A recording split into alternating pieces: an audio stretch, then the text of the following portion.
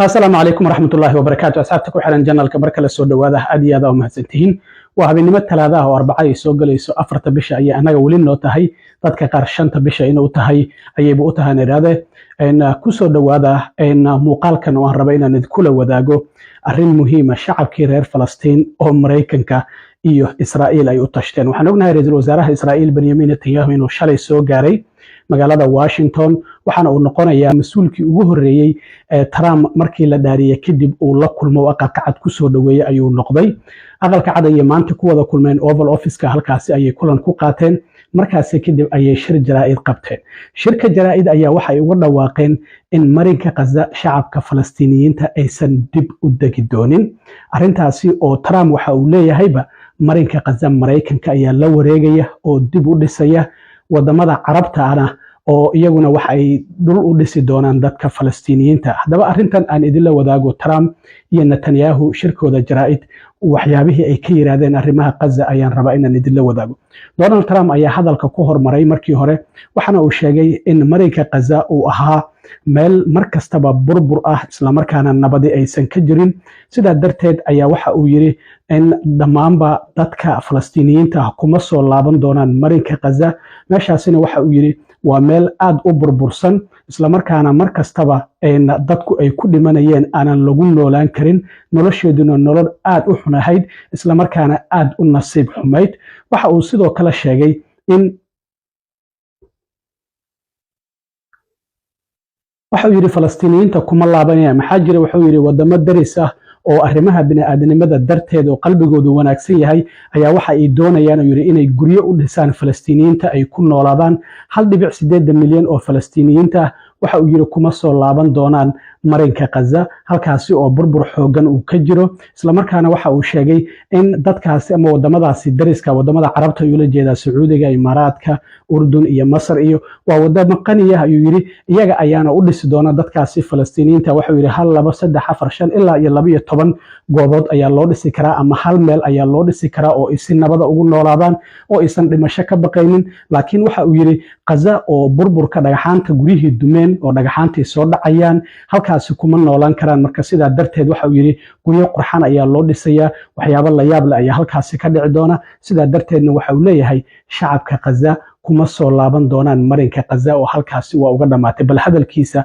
ila daawada But we'll only be satisfied when all of these problems are solved, and we have the team to solve them, and that's going to happen. And it's going to happen, I think, very quickly. I also strongly believe that the Gaza Strip, which has been a symbol of death and destruction for so many decades, and so bad for the people anywhere near it, and especially those who live there, and frankly, who's been really very unlucky. It's been very unlucky. It's been an unlucky place for a long time.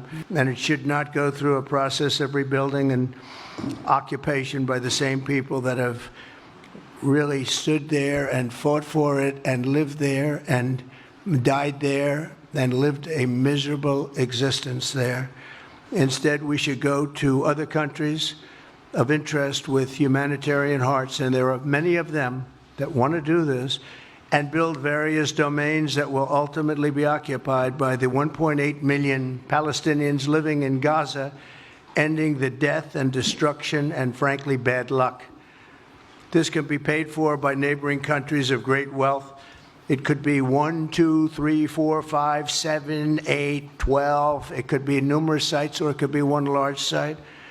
But the people will be able to live in comfort and peace, and we'll make sure something really spectacular is done. They're going to have peace. They're not going to be shot at and killed and destroyed like this civilization of wonderful people has had to endure. The only reason the Palestinians want to go back to Gaza is they have no alternative. It's right now a demolition site. This is just a demolition site. Virtually every building is down. They're living under fallen concrete that's very dangerous and very precarious. They instead can occupy all of a beautiful area with homes and safety, and they can live out their lives in peace and harmony instead of having to go back and do it again. sidoo kale Trump hadalka uu ka dhawaajiyay ayaa waxa uu yahay waxa uu sheegay in Mareykanku ay la wareegi doonaan marinka Gaza arintaasi ayaan sameeynaa howl fiican ayaan halkaasi ka qabanaynaa innaga ayaa lahaan doona marinka Gaza ayuu yiri waxaana uu sheegay sidoo kale in ay mas'uul ay ka noqon doonaan kala furfuridda waxyaabaha aan qarxin ee weli marinka Gaza ku sugan sida miinooyinka iyo hubka kale dhulka ayaan la simi doonaa ayuu yiri marinka Gaza oo waxaan sidoo kale meesha ka saari doonaa dhammaanba dhismayaasha qabyada ah ee Israa'iil ay burburisay dhulka ayaan la simeynaa waxaan halkaasi ka sameyn doonaa ayuu yiri ayna horumar dhaqaale ayaan ka sameyn doonaa waxaana sidoo kale jiri doona shaqooyin aan xadidnayn oo aan number lahayn oo halkaasi laga sameyn doono guryo ayaan sidoo kale ka sameyn doonaa dadka halkaasi ku nool ayaan agagaarkaasi ku nool ayaan guryo uga sameyn doonaa sida muuqata Israa'iiliyiinta ayay doonayaan Mareykanku inay soo dejiyaan marinka Gaza Falastiiniyiintana laga raro waxa uu sidoo kale sheegay in halkaasi aan lagu laaban karin waayo waxa uu yiri haday Falastiiniyiintu ay ku laabtaan waxa dhacaya waxyaabihii 100 sano dhacayay ayaa dhacaya ayuu leeyahay hadalkiisa bal intana mar kale ila daawada The US will take over the Gaza Strip and we will do a job with it too. We'll own it and be responsible for dismantling all of the dangerous unexploded bombs and other weapons on the site, level the site and get rid of the destroyed buildings, level it out, create an economic development that will supply unlimited numbers of jobs and housing for the people of the area. Do a real job, do something different. Just can't go back. If you go back, it's going to end up the same way it has for 100 years. si marka aan loo dhihin Mareykanku xuquuqdii aadana ayuu ku xadgudbayaa oo dad ayuu raraya Trump maantadii hore waxa uu wareegto ku saxiixay in Mareykanka uu ka saarayo golihii ammaanka golaha qaramada midoobay ee xuquuqul insaanka Mareykanku ka mid noqon doona inuu yiri oo gabi ahaanba uu ka saaray waxa uu sidoo kale sheegay inuu soo gabagabeeyay taageerada Mareykanka ay siin jireen hay'adaha Israa'iil ay leedahay argagixisada ayay taageeraan hay'adaha qaramada midoobay ee Gaza ka shaqeynayay taageerada ayaan ka jireynaa Trump sidoo kale waxa uu sheegay inuu qaaday xayiraadii maamulkii ka horeeyay ee Biden uu saaray Israa'iil oo ah inuu ka mamnuucay hub military oo gaaraya ilaa iyo $1 bilyan in la siiyo Israa'iil marka hadda waan u fasaxay ayuu leeyahay Israa'iil hubkaasi oo maamulkii hore uu ka joojiyay Trump sidoo kale maantadii hore waxa uu sidoo kale saxiixay wareegtooyin cadaadis siyaasadeed iyo cunaqabateyn lagu saarayo Iran waxa uu sidoo kale uu ugu hanjabay Iran maanta hadii ay isku daydo inay idisho ayuu yiri ama mas'uul anaga noo dhow ay isku daydo inay disho dhulka ayaan la sami doonaa Iran nafsada ahaanteeda ayuu yiri amarkaasina waa bixiyay ayuu yiri oo maanta ayuu bixiyay marka Trump oo ka hadlayay arinta ka bixitaanka golaha qaramada midoobay ee UN-ka iyo sidoo kale lacagtan $1 bilyan oo taageerada military oo Israa'iil uu fasaxay ka hadlayana waxa uu yiri I ended the last administration's de facto arms embargo on over $1 billion in military assistance for Israel. And I'm also pleased to announce that this afternoon the United States withdrew from the anti-Semitic UN Human Rights Council and ended all of the support for the UN Relief and Works Agency, which funneled money to Hamas and which was very disloyal to humanity.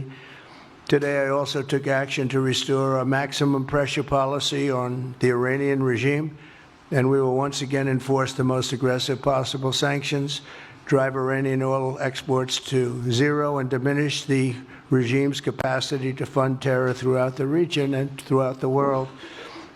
We had no threat when I left office. Iran was not able to sell oil. Nobody was buying oil because I said, don't buy it. If you buy it, you're not doing any business with the United States. And Hamas was not being funded. Hezbollah was not being funded. Nobody was being funded. There would never have been an October 7th. markaasi kadib waxaa microphone-ka qaatay ra'iisul wasaaraha Israa'iil Benjamin Netanyahu Trump ayuu uga mahad celiyay in uu noqday mas'uulkii ugu horeeyay aqalka cad ku soo dhaweeyay markii la daariyay kadib waxana uu sheegay in 4 sano oo hore aad madaxweynaha ahayd Israa'iil wax badan ayaad u qabatay ayuu yiri waxaadna tahay saaxiibka kaliya ee aqalka cad soo maray ee Israa'iil waxyaabo aad u fara badan u qabtay waxa uu yiri 4 sano Jerusalem ayaad caasimadda u aqoonsatay sidoo kale safaaradda Mareykanka ayaa halkaas u soo rartay oo aad ka furtay buuraha Golan Heights ayaad Israa'iil u aqoonsatay in iyagu ay leeyihiin sidoo kalena waxa uu sheegay in hubkii nuclearka ama heshiiskii nuclearka Iiraan aad ka baxday ayuu yiri. sidoo kale waxa uu intaasi ku daray sidoo kale dhexdhexaadintii Israa'iil iyo wadamada Carabta heshiiskii Abraham Accord oo Imaaraadka iyo Bahrain iyo Sacuudiga Mareykanku garwadeen ka ahaa isla markaana lagu heshiisiinayo oo in wadamadaasi Carabta iyo Israa'iil kula noolaadaan nabad aad sidoo kale ka shaqeysay ayuu yiri. arrintaasina muddo 4 bilood ah ayaad ku qabatay. haddana waxa uu yiri waxaad ka ambaqaaday halkii aad uga tagtay 4 sano ka hor. waxa uu sheegay sidoo kale hogaankaada Trump ayuu leeyahay. sidoo kale waxa uu gacan ka geystay hadda in kooxihii afduubka ee Xamaas nooga haysatay in la soo daayo oo kuwa Mareykan ay ka mid yihiin. sidoo kalena waxa uu yiri hubkii Israa'iil laga xanibay oo xilli ay waliba 7 meelood ay dagaal uga jirtay ayaad u fasaxday. waxa uu sidoo kale sheegay inaad joojisay ayuu yiri hay'adihii UN-ka ee taageeri jiray ururada argagixisada. arrimahaas oo idin waxaad ku qabatay 2 toddobaad bal ka waran 4 sano oo soo socota maxaad qaban kartaa. ra-iisul wasaaraha Israa'iil Benjamin Netanyahu oo hadalkiisa sii wata ayaa wuxuu yiri Iiraan iyo ururada argagixisada ay taageerto markii weerarkeena lagu soo qaaday 7 Oktoobar. waxa uu yiri si aad ah ayay ugu faraxsanaayeen isagoo sheegay Ismaaciil Haniya, Yaxya Sinwar oo hogaamiyaasha Xamaas ka mid ah iyo Nasrallah in dhammaantoodba ay ku faaneen. laakiin hadda wuxuu yiri Haniya waa ku daayay, Sinwar waa ku daayay, sidoo kale Nasrallah waa ku daayay. waxaana sidoo kale intaasi uu ku daray in ay burburiyeen Xamaas isla markaana sidoo kale dhulka ay la simeen Xisbullah. waxaan sidoo kale burburinay ayuu yiri hubkii Bashar al-Assad ninkii hadda ka cararay Syria. waxa uu sidoo kale sheegay inay curyaamiyeen defense systemkii ama gantaaladii difaaca ee Iiraan ay lahayd oo dhinaca hawada. sidoo kale waxa uu yiri waan curyaaminay. arrimahaas oo idil waxaan u sameynay ayuu yiri in aan ka guuleysano cadowgii uu Mareykanku in muddaha uu lahaa. arrintaasina waxaan ku gaarin ayuu yiri rajada shacabkeena iyo sidoo kale geesinimada ciidamadeena. Israa'iil waxa uu yiri hadda aad ayay u awood badan tahay, Iiraanna waxa uu yiri aad ayay u tabar daran tahay. Netanyahu oo arrimahaasi ka hadlayana waxa uu yiri Iran and its henchmen in the Middle East were absolutely ecstatic. Haniya praised the massacre. Sinwar said that Israel was finished. Nasrallah boasted that Israel was, here's what he said, as feeble as a spider's web. Well, Mr. President, Haniya is gone. Sinwar is gone. Nasrallah is gone. We've devastated Hamas. We decimated Hezbollah. We destroyed Assad's remaining armaments. And we crippled Iran's air defenses. And in doing this, we've defeated some of America's worst enemies. We accomplished all this with the indomitable spirit of our people and the boundless courage of our soldiers. Israel has never been stronger, and the Iran terror axis has never been weaker. marka wuxuu yiri master madaxweyne hadda oon hadlayno muhiimadeenu waxay tahay yiri in aan mustaqbalkeena aan ammaan ka dhigno isla markaana nabad aan ugu soo celino gobolka.